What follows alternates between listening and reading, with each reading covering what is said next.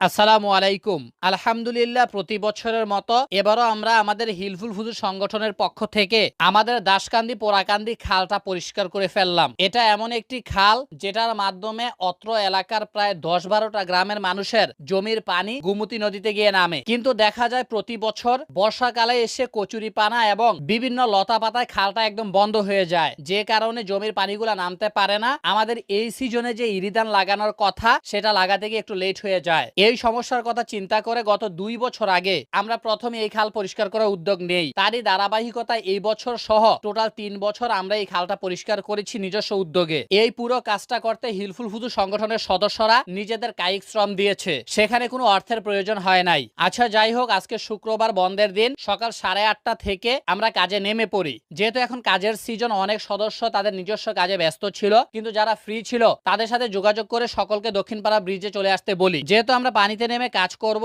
এজন্য শরীরে চুলকাতে পারে, তাই আমরা আগে থেকে ওষুধ এনে সেগুলো সবাই খেয়ে ফেলি। খালের যে দক্ষিণ পাশ অর্থাৎ পোড়াকান্দির দিক থেকে সর্বশেষ জায়গা, আমরা সেখান থেকে কাজটা শুরু করব। কিন্তু আমরা এখানে এসে দেখতে পাচ্ছিলাম কেউ একজন দইঞ্চা কেটে সেগুলা খালের উপরে বিছিয়ে রেখেছিল। তাই আমরা সদস্যরা মিলে প্রথমেই সেগুলো এখান থেকে সরিয়ে তাদের ক্ষেতের মধ্যে রেখে দেই। তারপর সকলে বিসমিল্লাহ বলে খালের মধ্যে নেমে পড়ি। যেহেতু শীতের দিন শুরু হয়ে গেছে, প্রথমে নামতে আমাদের একটু কষ্ট হচ্ছিল, কিন্তু কোনো সমস্যা নেই, কারণ হিলফুল ফুজুর সংগঠনের সদস্যরা সমাজ সেবা করার জন্য অনেক কষ্ট বরণ করে। আমরা এখানে টোটাল 2টা ভাগে বিভক্ত হয়ে কাজ করছিলাম। এক দল ছিল যারা দা বা কাঁচি নিয়ে এগুলাকে সুন্দরভাবে কেটে ভাগ ভাগ করে দিচ্ছিল। আরেক গ্রুপের লোকেরা সেগুলা ধরে ধরে খালের দুই পাশে রাখছিল।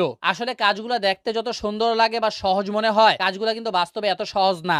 এই কাজ করতে গিয়ে দেখা যায় অনেক সময় শামুকে পা লেগে কেটে যায়, আর চুলকানি যন্ত্রণা তো আছেই। আমরা সবাই কিন্তু ওষুধ খেয়ে নেমেছিলাম, তারপরে খেয়াল করছিলাম অনেকের গায়ে চুলকানি হচ্ছিল। এজন্য অর্ধেক কাজ শেষ করার পর সাইদুর দাসকান্দি গিয়ে আবারও চুলকানি ওষুধ নিয়ে আসে, অর্থাৎ আমরা ডাবল করে ওষুধ খেয়েছিলাম, যেটা আলহামদুলিল্লাহ অনেক ভালো কাজে দিয়েছিল। আমাদের এই হিলফুল ফুজুর সংগঠনের কাজের মধ্যে ভালো একটা দিক হচ্ছে আমরা প্রত্যেকটা কাজ এনজয় করে করার চেষ্টা করি। যেমন এই কাজের মধ্যে আমাদের কিছু কিছু সদস্য মাছও ধরছিল, অথবা আমরা যখন কাজ করতেছিলাম অনেক সময় পায়ের মধ্যে মাছ লাগছিল, তখন সেগুলো আমরা ধরছিলাম। এতে দেখা যাচ্ছিল সবার মধ্যে একটা আনন্দ বয়ে যাচ্ছিল। আমরা প্রথম যেখান থেকে কাজ করছিলাম সেদিকে পানি ছিল সর্বোচ্চ কোমর পর্যন্ত, কিন্তু যখনই আমরা সামনের দিকে এগুচ্ছিলাম এদিকে একটা গর্ত ছিল যেখানে পানি ছিল প্রায় বুক সমান। এদিকে এসে কাজ করতে কষ্ট কম হলেও ঠান্ডাটা লাগছিল অনেক বেশি। এদিকের কাজ যখন প্রায় 70% আপ হয়ে গিয়েছিল, তখন দেখা যাচ্ছিল মোটামুটি পানির স্রোতটা একটু বাড়া শুরু করেছে। অর্থাৎ আলহামদুলিল্লাহ আমরা যে উদ্দেশ্যে কাজ করতেছি সেটা এখন বাস্তবায়ন হওয়া শুরু হয়েছে। যাই হোক, কাজ করতে করতে আমরা একদম ব্রিজের গোড়ার পাশে চলে আসি,